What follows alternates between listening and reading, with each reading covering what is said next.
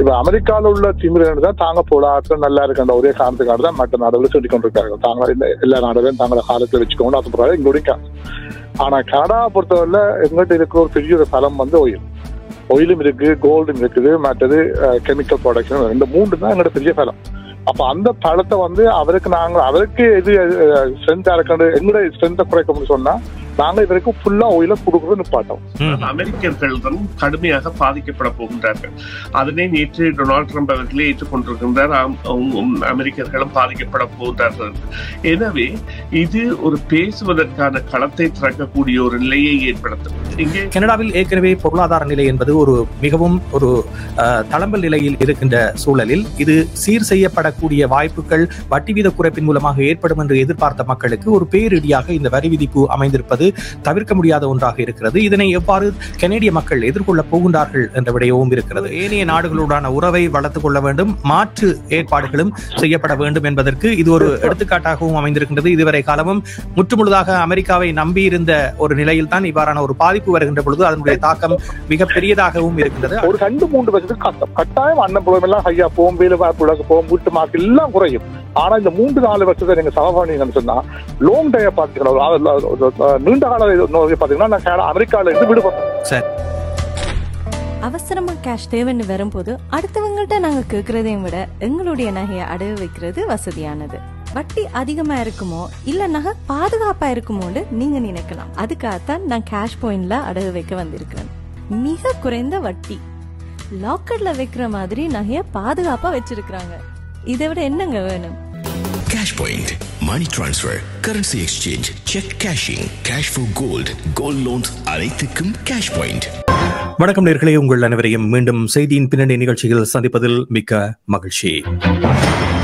இன்றைய நிகழ்ச்சியில் மிக முக்கிய பேசுபொருளாக உலகத்தில் அனைத்து பகுதிகளிலும் பேசப்படுகின்ற கனடா அமெரிக்கா இடையிலான வர்த்தக போர் தொடர்பாக பேச இருக்கின்றோம். இந்த வர்த்தக போர் என்பது பல தளங்களில் இப்பொழுது முனைப்பு பெற்றிருப்பதை பார்க்கக்கூடியதாக இருக்கின்றது. அமெரிக்கா அறிவித்த வரி விதிப்புக்கு இணையாக கனடாவும் வரியை விதித்திருக்கின்றது. இதன் தாக்கங்கள் எப்படி இருக்கும் என்பதை பல்வேறு தொழில்துறை நிபுணர்களும் அமெரிக்க தரப்பில் இருந்தும் தெரிவிக்கிறார்கள், கனேடிய தரப்பில் இருந்தும் தெரிவிக்கின்றார்கள். பொதுமக்களுக்கு கூடுதலாக இந்த விடயம் தொடர்பாக ஒரு பரந்த பார்வை இருக்கிறதா என்ற கேள்வியும் இருக்கின்றது. இதனுடைய தாக்கம் எப்படி இருக்க போகிறது என்ற ஒரு கேள்வி என்பது பலர் மத்தியிலும் எழுந்திருப்பதையும் பார்க்கின்றோம். அதே நேரத்தில் தொழில்துறை வல்லுநர்கள் இது 2 நாட்டுக்கும் பல்வேறு பாதிப்புகளை கொண்டு வரப் போகின்றது. ஏற்கனவே நட்புறவு பாராட்டிய 2 நாடுகள் பிளவுபட போகின்ற ஒரு அபாய எச்சரிக்கையை பலரும் விடுக்கின்ற ஒரு நிலையும் காணப்படுகின்றது.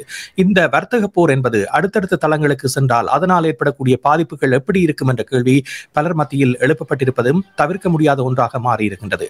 இதே நேரத்தில் அயலில் இருக்கின்ற நட்புறவு நாடுகள் மெக்சிகோ, பனாமா போன்ற நாடுகள், சீனா குறிப்பாக இதில் பங்கு பெற்றி இருக்கின்றது. அதுவும் இந்த வரி விதிப்புக்கு உள்ளாகி இருக்கின்றது. இதனுடைய தாக்கங்கள் ஏனைய நாடுகளுக்கு எவ்வாறு விரிவடைந்து செல்ல போகின்றது, இது உலக பொருளாதாரத்தில் எவ்வாறான மாற்றங்களை கொண்டு வரப் போகின்றது போன்ற பல விடயங்கள் இன்றைய நிகழ்ச்சியில் பேச வேண்டி இருக்கின்றது. நேர்களுடைய கருத்துக்களையும் அறிந்து கொள்ள ஆவலாக இருக்கின்றோம். நிகழ்ச்சியில் கலந்து கொள்ள 4165900555.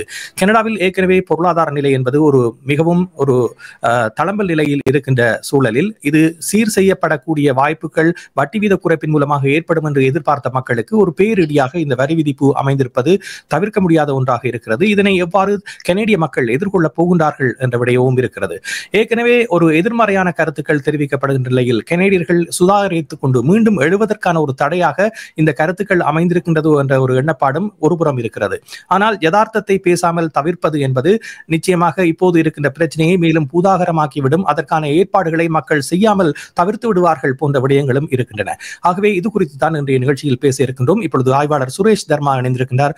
அவரை சந்தித்துக் கொண்டு நேர்களையும் சந்திக்க போகின்றோம். இந்த வர்த்தக போர் என்பது அடுத்த தளம் நோக்கி நகர்கிறதா? ஏனென்றால் இன்றைய தினம் கனேடிய பிரதமர் ஜஸ்டின் ட்ரூடோ டொனால்ட் ட்ரம்ப் அவர்களோடு பேச இருக்கின்றார். ஏற்கனவே இந்த விடயங்களை எல்லாம் அறிவித்த பின்னர் பேச நினைப்பது என்பது டொனால்ட் ட்ரம்பினால் எவ்வாறு பார்க்கப்படும் என்ற ஒரு விடயமும் இருக்கிறது. சுரேஷ், இது பற்றி நீங்கள் என்ன சொல்ல விரும்புகின்றீர்கள்? வணக்கம் ராம், வணக்கம் நேர்களே. இந்த விடயத்தில் நாங்கள் கவனத்தில் எடுக்க வேண்டிய ஒரு முக்கியமான விடயம் என்னவென்றால், இதுவரை காலமும் 76% ஏற்றுமதி, 76% என்பது அதாவது 4/3 பங்குக்கு மேலான ஏற்றுமதிகளை கொண்டிருந்த ஒரு நாடு அமெரிக்கா. அதாவது கனேடியர்களுடைய ஏற்றுமதி 76% தங்கியிருந்த நிலையில் சடுதியாக அதில் மாற்றம் வருகின்ற பொழுது ஏற்பட போகின்ற இழப்பு என்பது பாரிய இழப்பாக இருக்கும். அதை ஒரு வார கணக்கில் அல்லது மாத கணக்கில் வைத்து மீண்டும் ஒரு அணுகுநிலைக்கு அல்லது உறவு நிலைக்கு வருவதற்கான முயற்சிகள் தான் கனேடிய தரப்பால் எடுக்கப்படுகின்றன.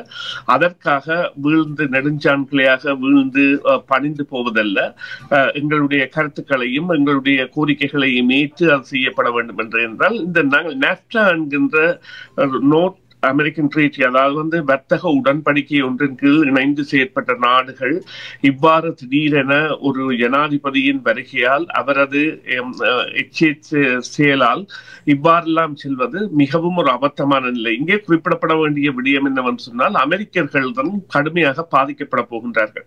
அதனை நேற்று டொனால்ட் ட்ரம்ப் அவர்களே ஏற்றுக்கொண்டிருக்கின்றார். அமெரிக்கர்களும் பாதிக்கப்பட போகின்றார்கள் என்று.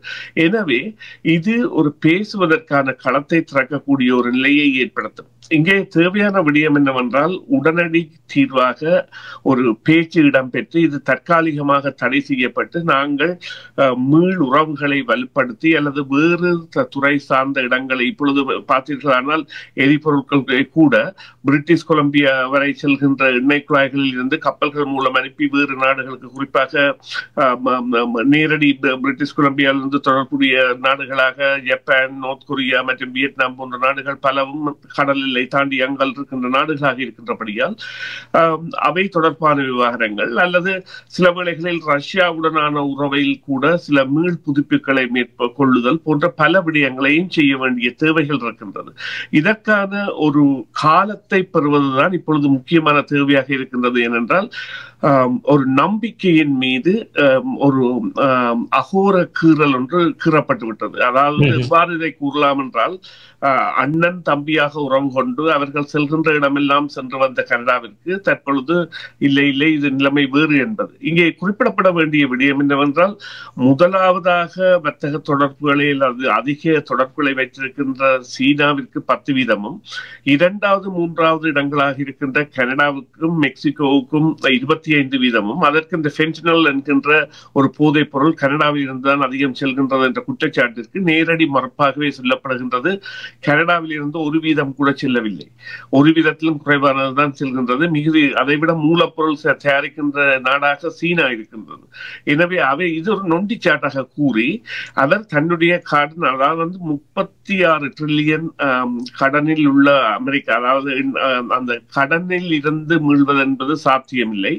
ஒரு பெரிய சாம்ராஜ்யம் இவ்வாறு கடன் மீதான அழுத்தங்களை குறைப்பதற்காக இலக்கு வழியை கையாள முயல்கின்றது. ஆனால் இது அல்ல வழி, இது மக்கள் மீதான, அதாவது கனடாவில் என்னவென்று சொன்னால், கனடா அமெரிக்காவுடன் இணை நாடாக அல்லது எல்லை கொண்ட நாடாக இருப்பதோடு கடல் ரீதியாக மற்ற நாடுகளில் இருந்து பல மணி நேர தூரத்தில் உள்ள ஒரு நாடு.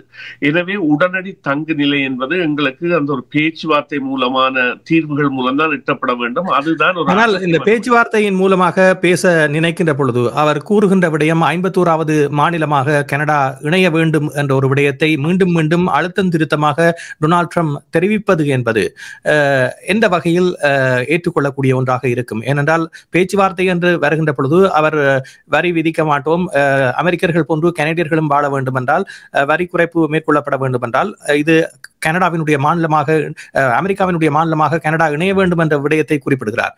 இதை எப்படி பார்ப்பது? அது ஒரு நகைச்சுவையான பேச்சாகத்தான் தொடர்ந்து எடுக்கப்பட வேண்டும் என்றால் அதற்குரிய எந்தவித காரியங்களும் கனேடியர்களால் மேற்கொள்ளப்பட மாட்டாது. கனடா என்பது அமெரிக்காவை விட பெரிய நிலப்பரப்பை கொண்ட ஒரு நாடு, அதை விட கனிம வளங்கள் பெரிதாக கொண்ட நாடு.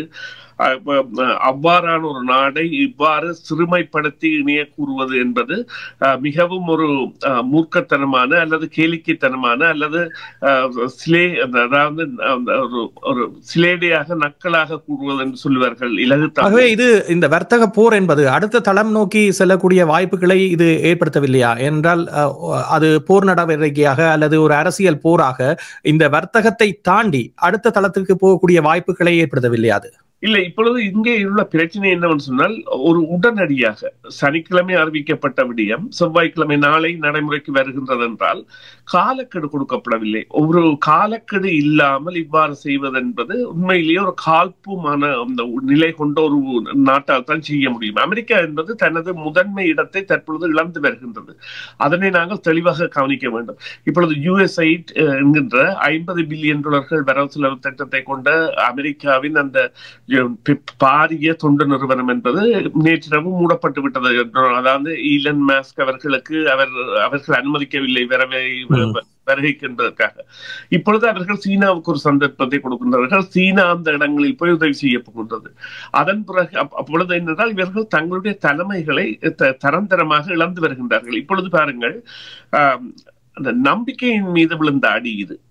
அதாவது ஒரு எந்த நாளுமே எதிர்பார்க்கலாம். இப்பொழுது நீங்கள் எங்கு பார்த்தீர்கள் என்றாலும் எல்லை புறங்களாக இருக்கட்டும் அல்லது உள்நகர் புறங்களாக இருக்கட்டும் அமெரிக்க கனேடிய கொடிகளை தான் தொழிற்சாலைகள் பறக்க விட்டிருக்கும். அவ்வளவு இணை பிரியா நாடுகளாக இரண்டை நினைத்திருந்த தொழிற்சாலைகள் மீது தற்பொழுது இவ்வாறான ஒரு பாரம் சுமை ஏற்படுத்தப்படுகின்றது. அதிலும் குறிப்பாக நீங்கள் குறிப்பிட்ட இந்த விடயங்களில் முக்கியமான விடயம் தான் இந்த வாகன உதிரி பாகங்கள் மற்றும் இந்த பெரும் பார ஊர்தி போக்குவரத்து ட்ரக் இண்டஸ்ட்ரி மற்றும் ஆட்டோமொபைல் இண்டஸ்ட்ரி, அதோடு சாப்பாடு இந்த உணவுப் பொருட்களில் பலமாக தங்கி நிற்பது கனடாவில். அவர்களுக்கு கூட கனடியர்களுக்கு மாத்திரமில்லை இந்த சிக்கல், அமெரிக்கர்களுக்கு கூட உடனடியாக இவ்வாறான உணவை எங்கிருந்து பெறுவது என்கின்ற ஒரு நிலைமை இருக்கின்றது. அத்தோடு இதுவரையில் வரி விதிக்கப்படாத நாடுகள் பெரிய தயக்கத்தில் இருக்கும். ஏனென்றால் தங்களுக்கும் இவ்வாறான ஒரு நிலை ஏற்படலாம் என்று. எனவே எந்த ஒரு வர்த்தக அந்த அதீத உடன்பாட்டிற்கும் உடனடியாக அமெரிக்காவுடன் உடன்பட மாட்டார். எனவே எதிர்காலத்தில் ஒப்பந்தங்களை மேற்கொள்வதில் கூட ஒரு அச்சநிலை என்பது தோன்றி இருக்கின்றது. காரணம், இந்த ஒப்பந்தங்கள் எப்பொழுது மீறப்படும் என்பது யாராலும் அனுமானிக்க முடியாத ஒன்றாக மாறி இருக்கிறது. காரணம், ஏற்கனவே இருந்த ஒப்பந்தத்திலிருந்து ஒரு ஜனாதிபதியின் வருகை என்பது அத்தனையையும் புரட்டி போட்டிருக்கின்ற ஒரு சம்பவமாக இந்த சம்பவத்தை பார்க்கலாம். இப்பொழுது நிகழ்ச்சியில் கலந்து கொள்ளும் நேர்களை சந்திப்போம். 4165930055. பல நேர்களுக்கும் சந்தர்ப்பத்தை கொடுக்க வேண்டும். உங்களுடைய கருத்துக்களை சுருக்கமாக வைத்துக் கொள்ளுங்கள். ஒவ்வொரு நேராக சந்திக்க இருக்கின்றோம். வணக்கம். வணக்கம் அண்ணா, நலமா இருக்கிறீங்களா? மிகவும் நலமாக இருக்கின்றோம். தேவகுமார், நீங்கள் எப்படி இருக்கின்றீர்கள்? ஆமா, நலமா இருக்கிறோம். சொல்லுங்க. இதுகளையும் கேட்டு கொண்டு வந்தோம்.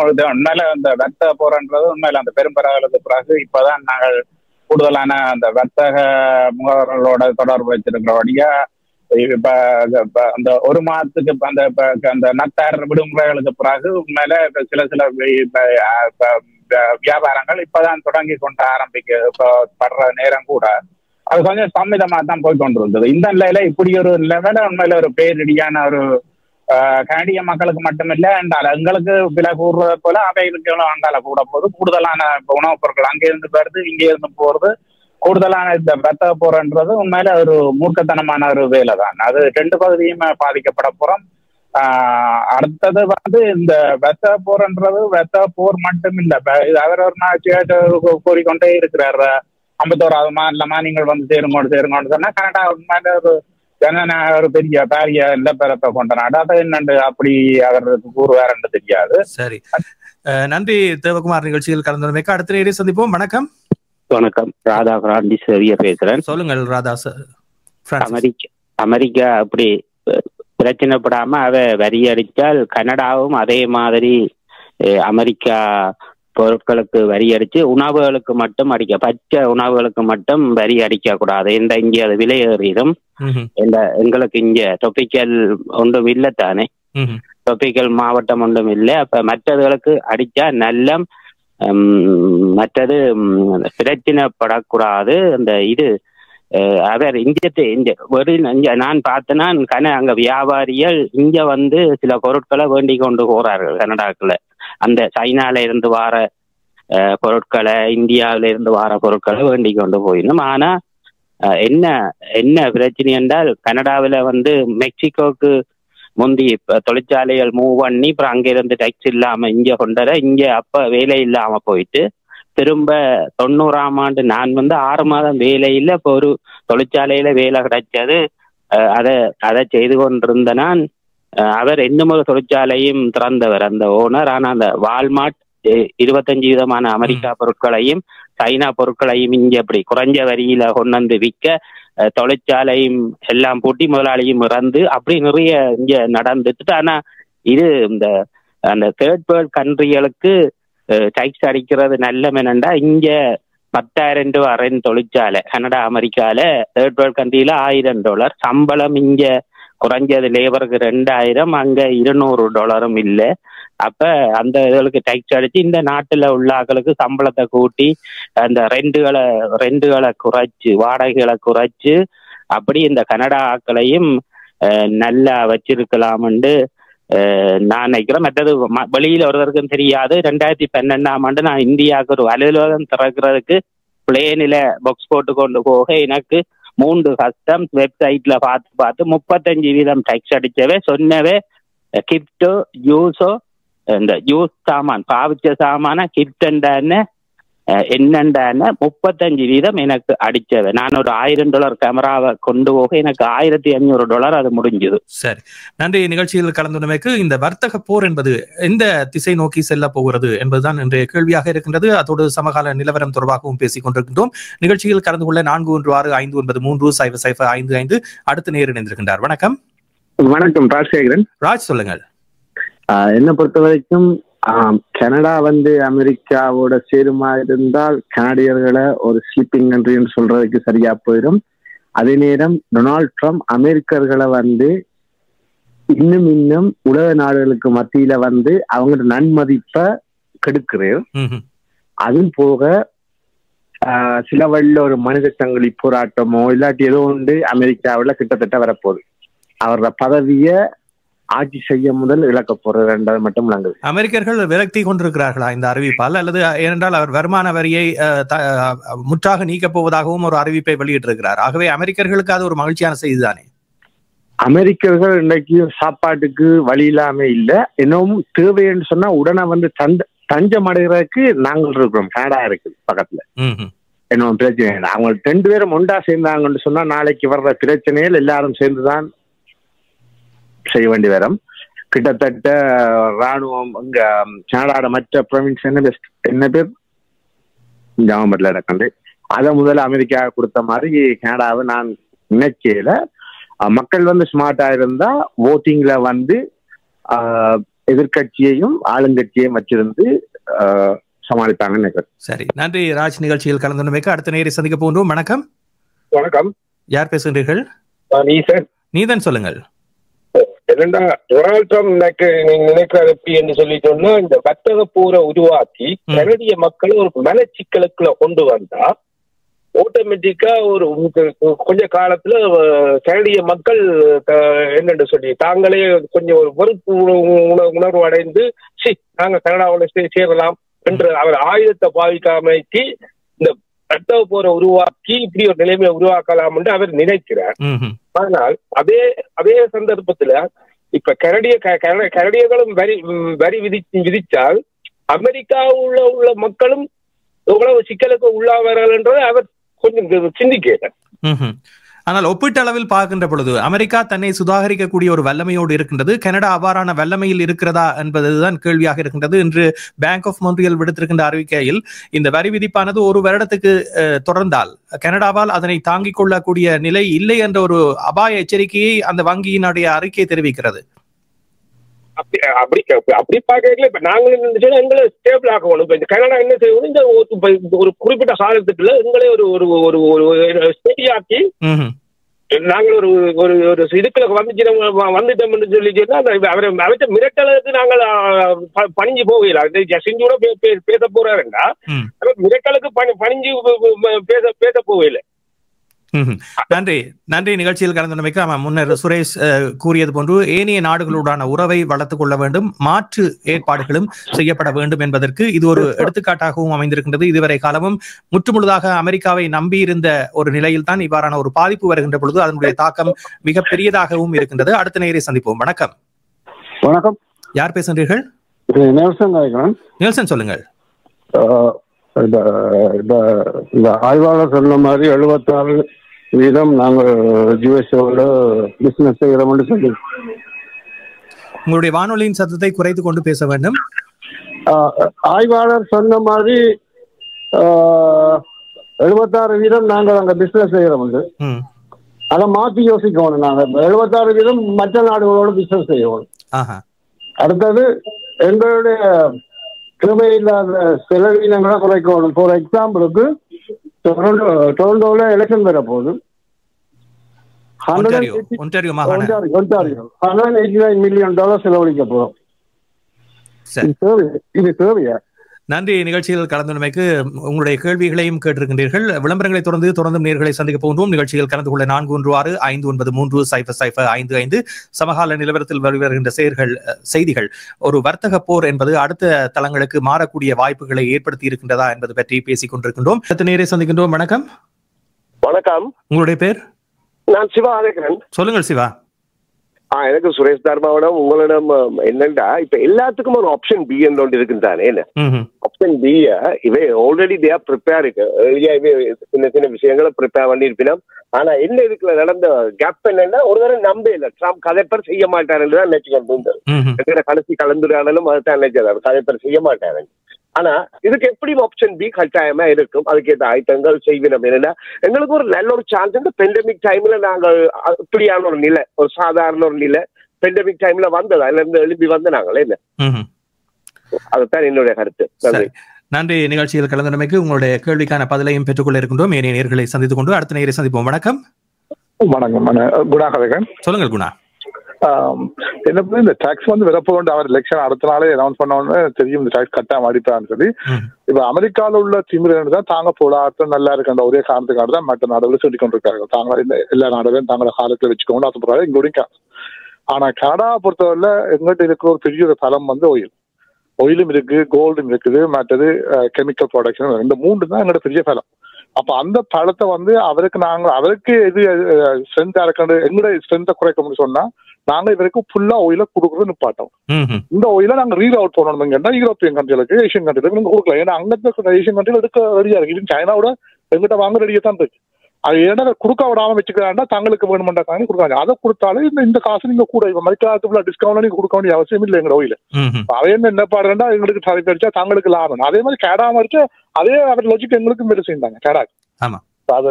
அப்ப நாங்க முதல் வந்து இவருக்கு கொடுக்க சப்ளை அவர் எப்படி நீங்க வேண்டாம்னு சொல்றாங்க அது மாதிரி நாங்க நிப்பாட்ட பண்ணி அவருக்கு அனுப்ப வேண்டிய அவசியம் இல்லை. ஒரு நாளே கொடுக்கலாம். ஏன்னா ஒயில் நீங்க எடுத்தா தான் விற்கப்படும்.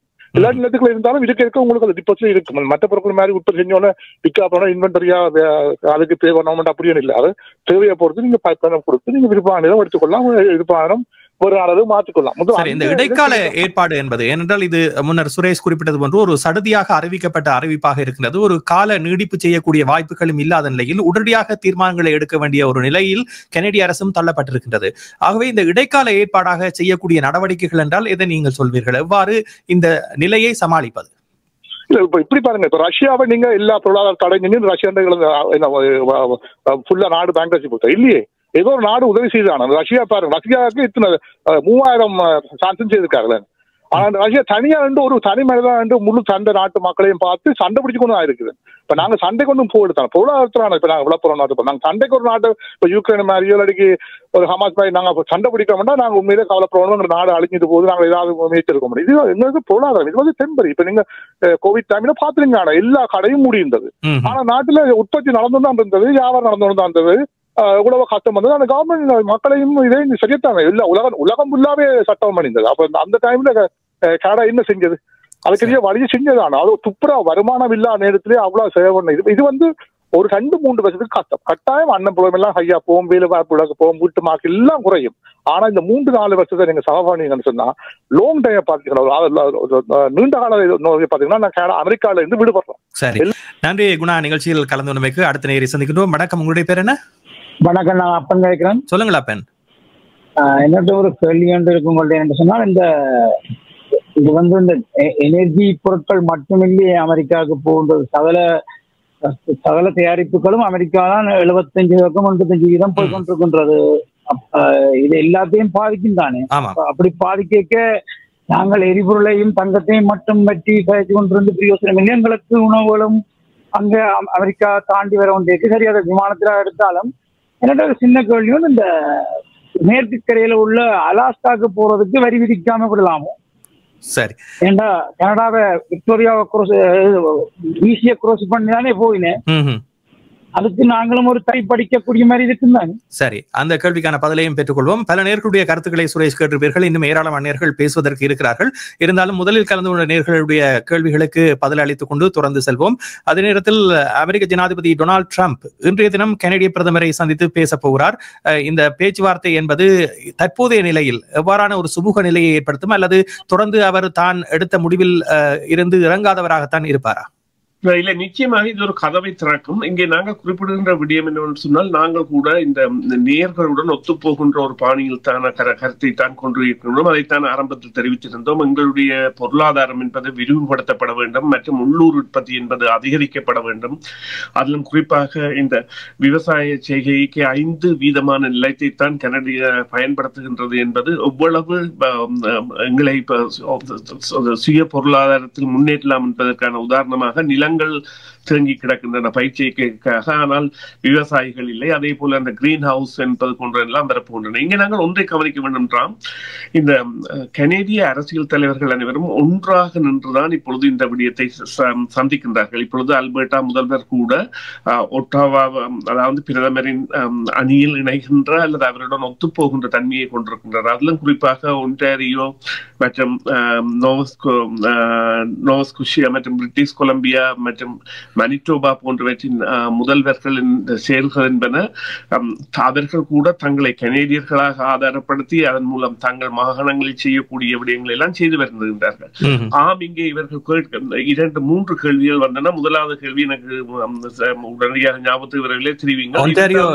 நடைபெறுவது பற்றி ஒருவர் அது அவர் இந்த சந்தர்ப்பத்தை அவர் தனக்காக பாவிக்கின்றார் எவ்வாறு என்று சொன்னால், தனக்கு ஒரு அறுதியான பெரும்பான்மை அல்லது அறுதியான மொழி தந்தால்தான் தன்னால் இந்த விடயத்தை கையாள முடியும். எனவேதான் இந்த தேர்தலை தான் வைப்பதாக அவர் கூறுகின்றார். அதற்கான முஸ்தீபுகள் ஏற்கனவே இடப்பட்டவை. இது டொனால்ட் ட்ரம்ப் வர முதலே இடப்பட்டவை. அதற்கான பரிவர்த்தனையாகத்தான் இந்த $200 காசோலை கூட கருதப்படுகின்றது. இருந்த பொழுதிலும் அவர் அந்த தேர்தலை வைப்பதற்கு பல காரணங்கள் இருக்கின்றன. ஒன்று, லிபரல் கட்சி தான் இன்னும் வளரவில்லை புதிய தலைவரின் கீழ். மற்றது, RCMP எடுத்த நில விவகாரம், கிரீன் பெல்ட் 7500 ஏக்கர் விவகாரம், அது கைவிடப்பட்டால் கூட அதனை அவர்கள் விசாரித்துக் கொண்டிருக்கிறார்கள். அந்த திட்டம் கைவிட அவ்வாறான பல விடயங்கள் இருக்கின்றன. இரண்டாவது விடயமாக, ஆமாம், நாங்கள் இந்த அமெரிக்காவை தங்கி நிற்பதை விட வேறு நாடுகளுக்கு செல்லலாம், அதற்குரிய கடல் பாதைகள் கூட இருக்கின்றன. அவையெல்லாம் பரிசீலிக்கப்படாதவையாக இருந்ததற்கான காரணம், நாங்கள் ஏறக்குறைய ஒட்டுமொத்தமாக அமெரிக்காவை நம்பி இருந்தது. அதனைத்தான் நான் ஆரம்பத்திலேயே சொல்லி இருந்தேன். அதாவது கடல் எண்ணெய் குழாய்கள் என்பன பிரிட்டிஷ் கொலம்பியா வரை செல்வதானால் அங்கிருந்து நாங்கள் வேறு நாடுகளுக்கு அனுப்பக்கூடிய தன்மை என்பது எங்களிடம் இருக்கின்றது. ஆனால் அது உடனடி சாத்தியமல்ல. அது பல பரிசீலிப்பு. அதை விட நாங்கள் அமெரிக்காவிற்கு எண்ணெய் விற்கின்ற விலை என்பது சாதாரண சந்தை விலையை விட மிகவும் குறைவான விலையில் கொடுக்கின்றோம். அது கூட ஒரு மேம்படுத்தக்கூடிய திட்டம் இருக்கின்றது.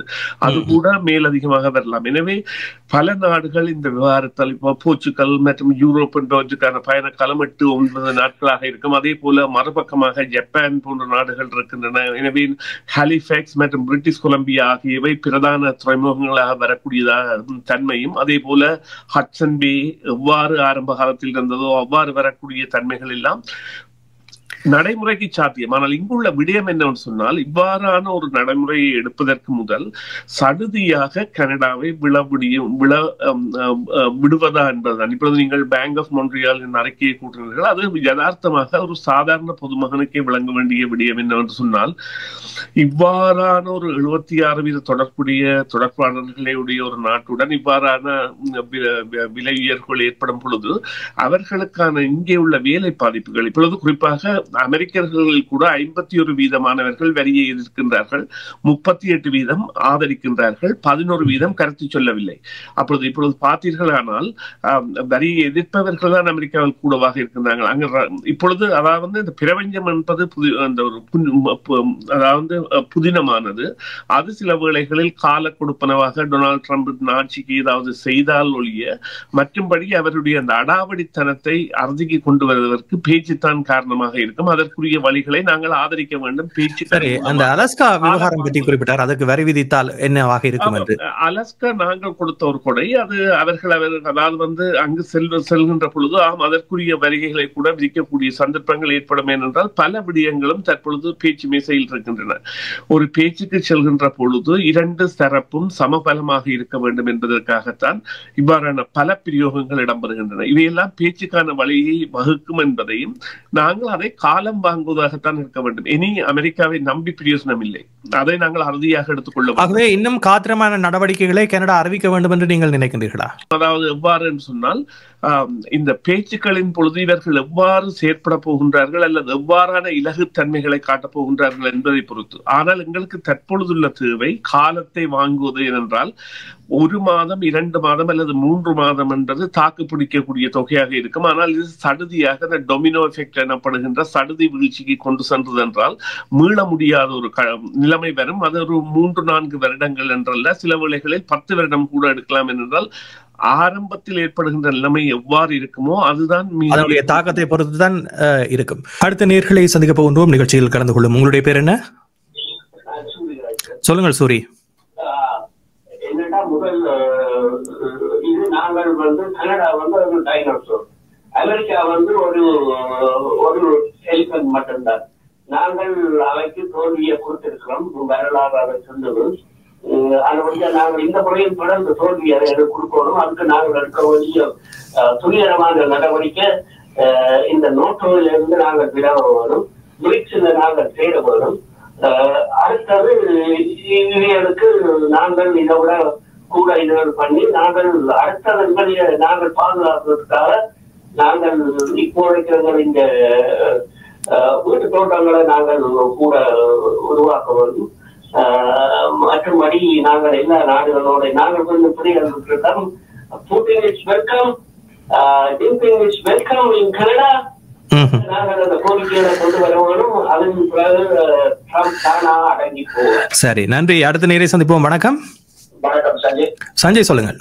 இது கட்டாயமா பாதிக்கப்படுறது என்று சொன்னால் 100% மரக்கறி, அதாவது அத்தியாவசிய மரக்கறி, ஃப்ரூட் அண்ட் வெஜிடபிள்ஸ் எல்லாம் இங்கிருந்தான் தருது. அமெரிக்கா, மெக்சிகோல தான் தருது. அப்ப இது கனடாவில இருந்து நாங்க பயிரிட முடியாத நிலையில இருக்கிறோம்னா ஒன்றாரியோ ஃபார்மர்ஸால வரக்கூடியதுன்னு சொன்னா அதுக்கு ஒரு 2 to 3 months தான் காணும். அப்ப மிச்சம் 9 மந்த்துக்கு எதுக்குமே சப்போர்ட் இல்லாம தான் இருக்கும்.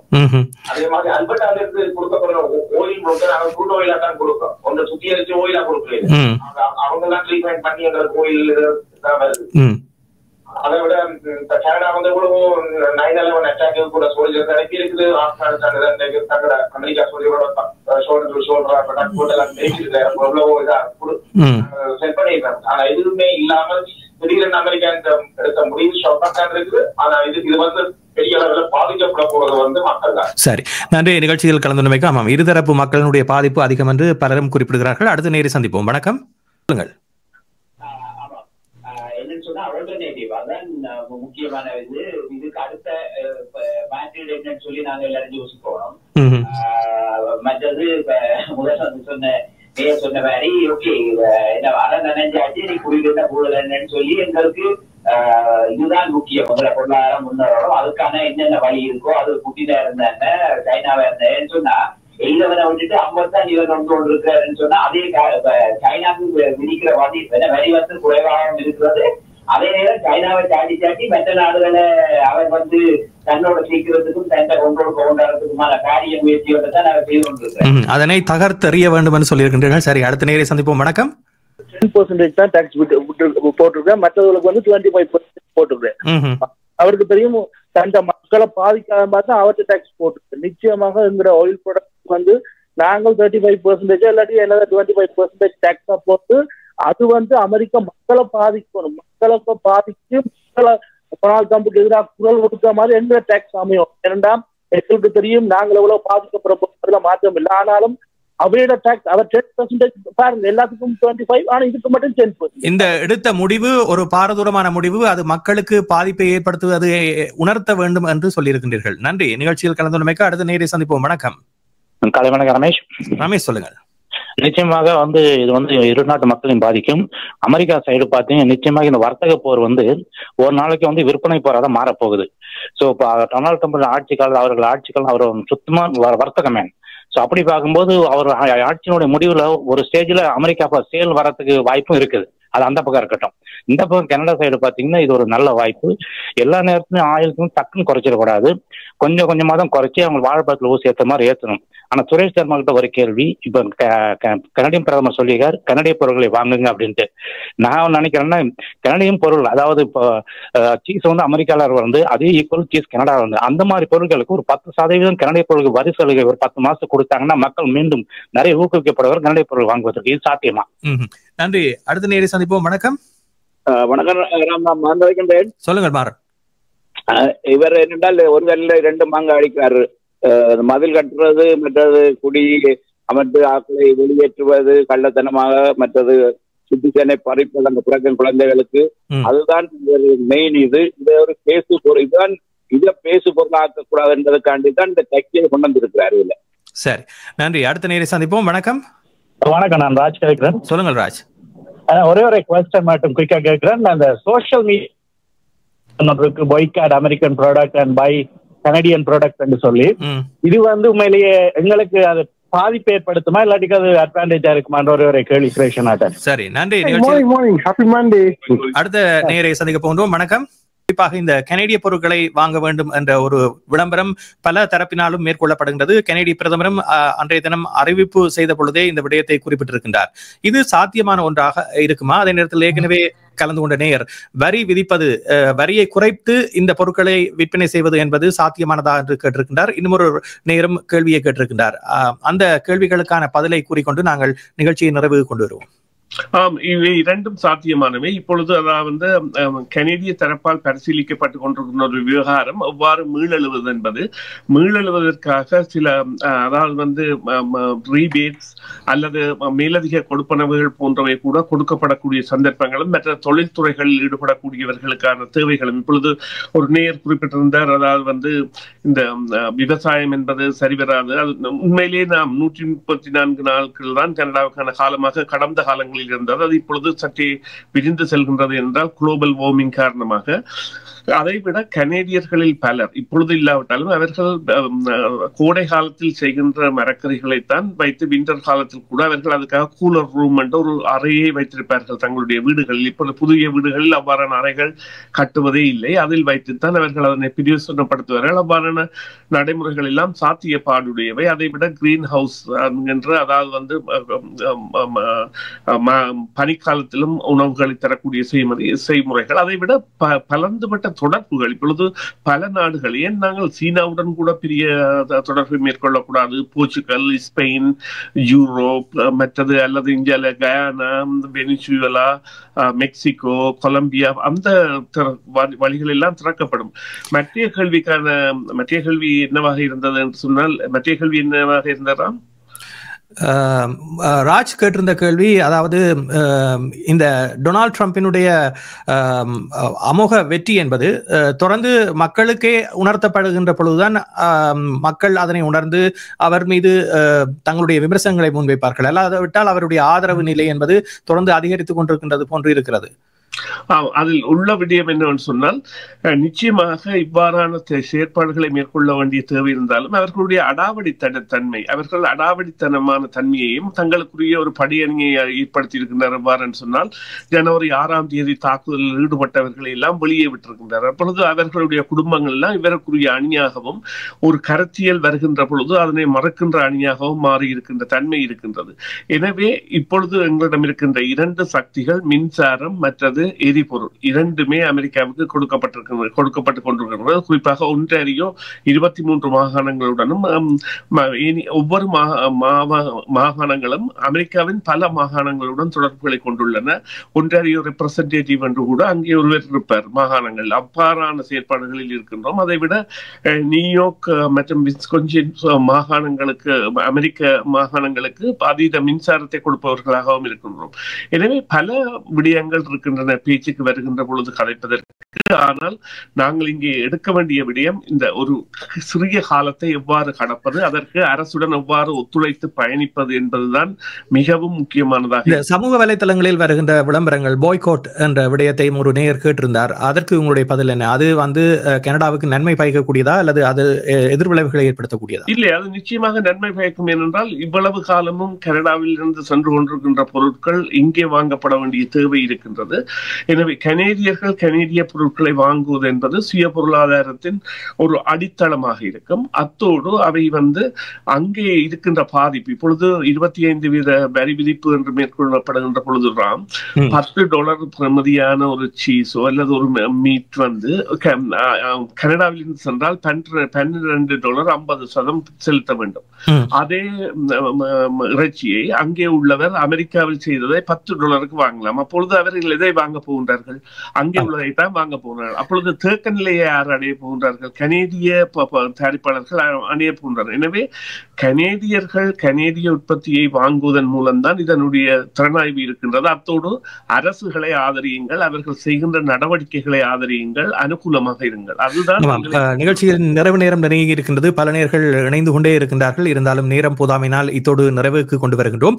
அதே நேரத்தில் இப்பொழுது வருகின்ற செய்திகளின் அடிப்படையில் குறிப்பாக கனேடியர்கள் அமெரிக்காவில் சொத்துக்களை வாங்கி வைத்திருந்தார்கள். அது விற்பனைக்கு இப்பொழுது பல விற்பனைக்காக காத்திருப்பதாக தெரிவிக்கப்படுகிறது. குறிப்பாக டெக்சாஸ் மற்றும் புளோரிடா பகுதிகளில் இதனை கூடுதலாக காணக்கூடியதாக இருப்பதாகவும் தகவல்கள் வருகின்றன. ஆகவே கனடா இப்பொழுது எதிர்வினை ஆற்ற முற்பட்டிருக்கின்றது. மக்களின் ஊடாக அந்த குரல் என்பது வெளிப்படுத்தப்படுகின்ற தன்மை காணப்படுவதையும் அமெரிக்கர்களும் உணர்வார்கள் என்ற ஒரு சந்தர்ப்பத்தை இந்த நேரத்தில் தெரிவித்துக் கொண்டு இன்றைய நிகழ்ச்சியில் இருந்து விடைபெறுவோம். நிகழ்ச்சியில் கலந்து கொண்ட உங்களுக்கும் நேர்களுக்கும் நன்றி சுரேஷ். நன்றி ராம். நன்றி நேர்களே. மீண்டும் ஒரு பொழுதில் சந்திப்போம். CMR யூடியூப் சேனலில் இணைந்திருக்கும் நேர்கள் அனைவருக்கும் எமது நன்றி. காமெண்ட்ஸ் பகுதியில் உங்கள் கருத்துக்களை தெரிவிக்க தவறாதீர்கள். முக்கிய செய்திகள், காணொளி தொகுப்புகள், நேர்காணல் என பலதரப்பட்ட அம்சங்களையும் உங்களுக்காக தருகின்றது CMR யூடியூப் சேனல். CMR என்று சர்ச் செய்து எமது யூடியூப் சேனலை சப்ஸ்கிரைப் பண்ணுங்கள். உங்கள் உற்றார் உறவினர் நண்பர்களோடும் இந்த காணொளி தொகுப்புகளை பகிர்ந்து கொள்ளுங்கள். அருகில் இருக்கின்ற முக்கிய காணொளி தொகுப்புகளையும் தவறவிடாமல் பாருங்கள்.